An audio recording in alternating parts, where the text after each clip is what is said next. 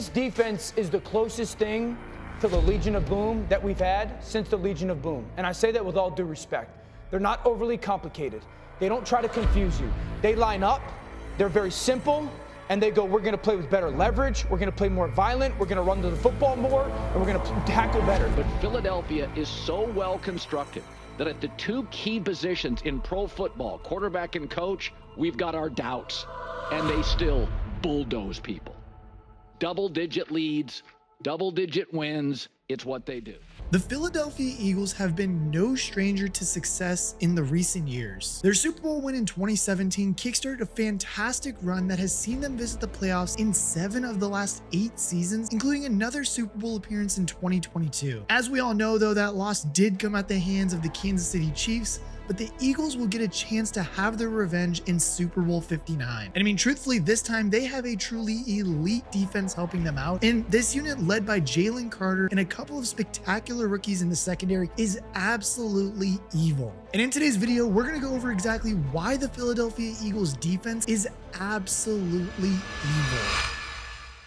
Now, to understand truly how good this defense is, the Philadelphia Eagles got to a Super Bowl in 2022 by having top 10 units on both sides of the ball. The downside to having just such a good offense and a good defense, though, is that typically teams that are bad are going to come after your offense and defensive coordinators, and well, in that offseason, that's exactly what happened. Shane Steichen left to be a head coach for the Indianapolis Colts, and DC Jonathan Gannon left to take on a head coaching role in Arizona. And I mean, truthfully, a departure of footballing IQ of that high level can absolutely wreck a team, and in 2023, that's exactly what happened to the Philadelphia Eagles. And don't get me wrong, because the Super Bowl hangover may have taken a minute to hit in 2023, but once it hit in 2023, it hit hard. After starting the 2023 season 10-1, they lost 5 of their last 6 games to end up with an 11-6 record before being turfed out in the wild card round by the Tampa Bay Buccaneers. One of the biggest contributing factors to this collapse was how bad the defense was last year. They gave up the 3rd most points with 25.2 per game, and they also gave up the 7th most yards in the NFL, which mainly came through the air. Their 252.7 passing yards conceded per game was the 2nd most in the NFL, and their 9 interceptions were also inside the bottom 10. Like, I mean, the unit was so sturdy in helping the Eagles get to a Super Bowl in 2022 that it was the complete polar opposite in 2023, and truthfully, just to that happening too, we knew heads were going to roll and people were going to lose their jobs. Sean Desai was outed as defensive coordinator after just 1 season, freeing up a spot for defensive coaching legend Vic Fangio. And with Fangio masterminding the defense in 2024, the Eagles have returned to powerhouse status. The Eagles conceded the 2nd fewest points per game in 2024, averaging at just 17.8. That works out to an average of 1 or fewer touchdowns conceded per game, which has played a huge part in the team storming to a 14-3 record and a division title. Not only that too, but the team does rank well from a yardage standpoint too, by giving up the fewest passing yards on the season, along with the 10th best in rushing yards allowed as well. Essentially, I mean, it's just been a Vic Fangio masterclass this season. And not only that, but we also know that it came with some great playmakers that they got from inside of the draft, along with a savvy general manager who made amazing free agent signings. In response to the devastatingly poor pass defense numbers in 2023, general manager Howie Roseman looked at the 2024 draft as an opportunity to shore up his secondary. So not only did he snap up cornerback Quinyon Mitchell in the 1st round, but he also selected another defensive back in Cooper DeJean in the 2nd. And truthfully, I mean, doubling down at the cornerback position when you were struggling so much with just passing the season prior makes perfect sense on why he did this. But I mean, truthfully, the key to these selections was the value that they got with each one of these picks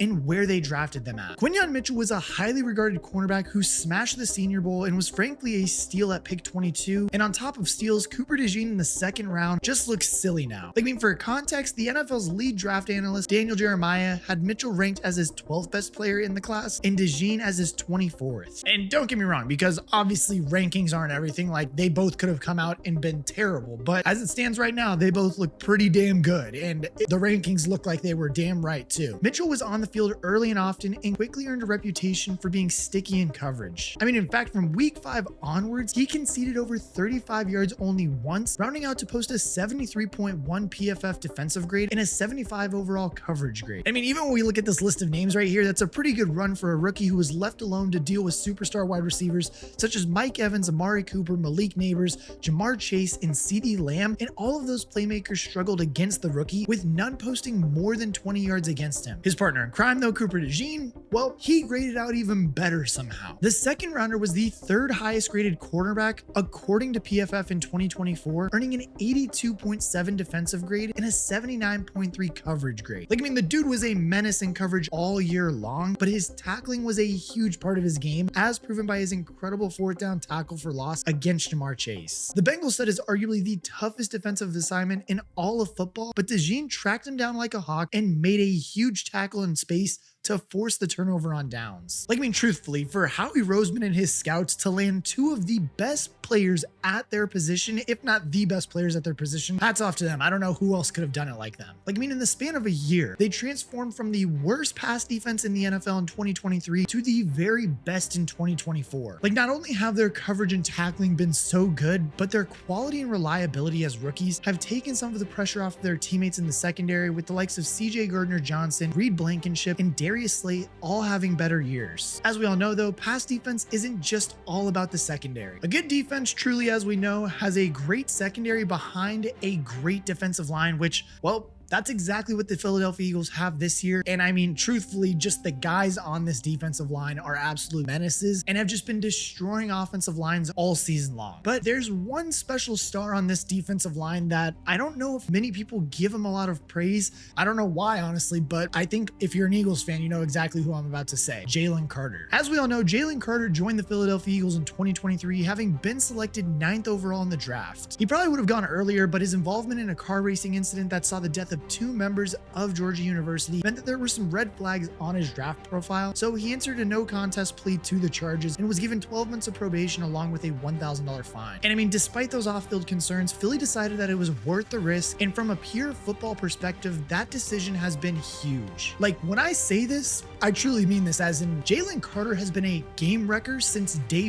one. Like, the dude is a dominant force at the heart of the defensive line and the kind of player that offensive coordinators have to account for on every play. He receives as many double teams as any defensive tackle in the NFL, producing favorable matchups for his teammates to tee off on the opposition. Like, I mean, just the power, explosiveness, and athleticism in this guy is truly a rare combination, and he embodies the physical nature of this Eagles defense. Like, I mean, this physicality from the Eagles defense was clear for us all to see in the wildcard round of this year's playoffs, when Oren Burks forced a fumble with a huge hit on the opening kickoff in a disastrous game for the Packers that saw multiple players leave with injury. And obviously, I'm not sitting here saying that Philly's trying to go out there and injure everybody, but when you see that many guys leaving a game, you can just tell how physically dominating this defense is in Philadelphia.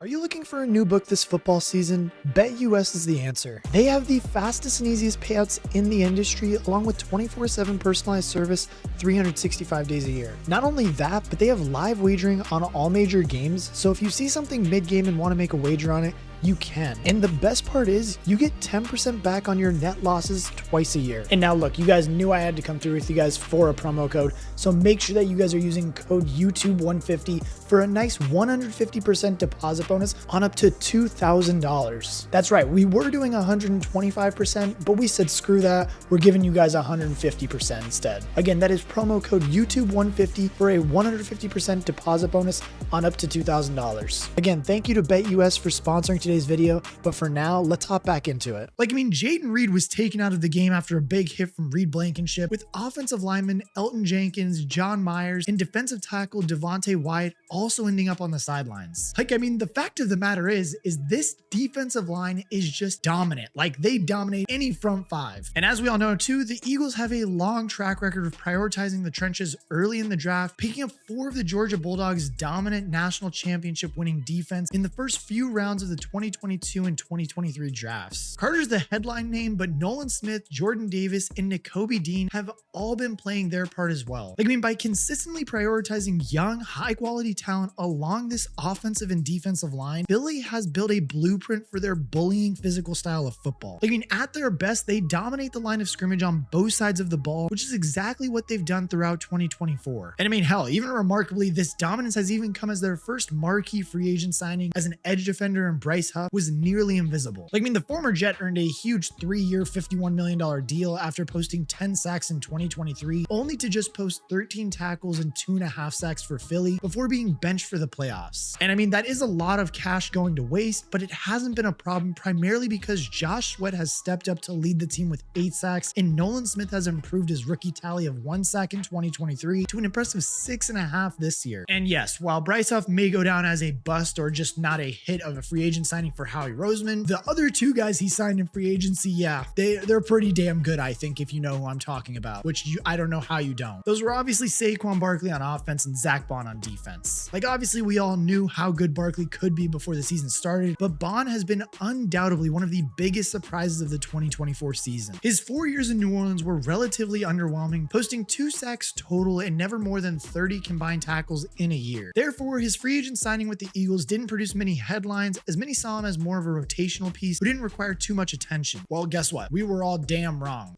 Bond has been out of this world at the heart of Vic Fangio's defense, operating as a hard-hitting sideline-to-sideline linebacker. His 151 tackles easily led the team and ranked 5th in the NFL, while also producing a whopping 5 forced fumbles. On top of this too, he earned a 91.7 coverage grade from PFF, which was the highest among all linebackers, contributing to his overall PFF grade of 90.1, also the highest among linebackers. For his efforts, Bond has been named to the Pro Bowl for the first time in his career, in addition to being honored with a first-team All-Pro selection. That is a hell of a return on a 1-year deal, and Bond has certainly earned himself a much heftier salary for 2025. With Nakobe Dean also stepping up to deliver at a career-high level in his 3rd season alongside Bond, the Eagles have had elite talent at every level. Unfortunately, Dean did suffer a brutal patella tendon tear against the Packers, so will be unavailable for the rest of the playoffs and potentially some of the 2025 season. Nevertheless, though, Warren Burks has held up well enough alongside Bond, and rookie Jeremiah Trotter has also looked promising at times. And truthfully, with so many top-tier talents on the roster, from Quinyon Mitchell and Cooper DeJean in the secondary to Zach Bond in the middle and Jaylen Carter and company on the D-line, this defense has been utterly evil in 2024. Their talents have been maximized by the mastermind in Vic Fangio, and the result is another trip to the Super Bowl. Fangio's unit was the key to the team's wildcard victory win over the Green Bay Packers, in which they held their opponents to just 10 points. This was mainly due to them picking off Jordan Love 3 times and producing 1 more fumble. The defense also produced 2 crucial fumbles in their 28-22 divisional round win over LA before the offense kicked into gear to land 55 points on the Commanders in the championship. This defense has just been top tier for months now, so Eagle fans will be incredibly relieved to see their offense now joining the party. Jalen Hurts has protected the ball well so far in the playoffs and has looked great as a passer in the NFC Championship game against Washington, but the star of the show, though, it was Saquon Barkley. In the 3 games of the 2024 playoffs so far, Barkley has amassed an insane 442 rushing yards and 5 touchdowns. He's delivering at the peak of his powers, which is exactly what you need for a Super Bowl run. And with him and the defense both playing at an unreal level, and with the passing game also capable of popping off at any moment, the Eagles are primed and ready to give Patrick Mahomes and his Kansas City Chiefs an almighty test in Super Bowl 59. Their clash in Super Bowl 57 was box office entertainment, and this one promises to be just as fun. The Kansas City Chiefs three-peat journey started against these Eagles in the Super Bowl 57 clash. The question is now, though, can these same Eagles stop them from completing it in New Orleans next week? And if you want to see exactly what NFL players think about Tyreek Hill, then click this video right here.